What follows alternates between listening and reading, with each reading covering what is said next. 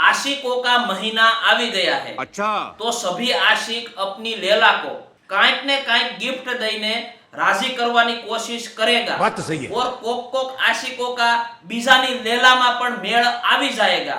और आवा बधा खेल जोईने वांढा सिंगल लोग एवा बोलेगा કે ભાઈ આ બધાય દિવસો હે ને પૈસા બગાડવાના દિવસો છે। बात तो सही ये है। तो भाई तुम्हारे को तुम्हारी गर्लफ्रेंड नहीं है इसलिए, बाकी जिसके पास गर्लफ्रेंड है वो तो भाई ये फरवरी महीने में जलसा ही जलसा करता है। बात तो सही है। भाई मैं तो तुमको एक ही सलाह देता हूँ, तुम जो भी खेल करो घेरे खबर पड़वा देवाना नहीं है।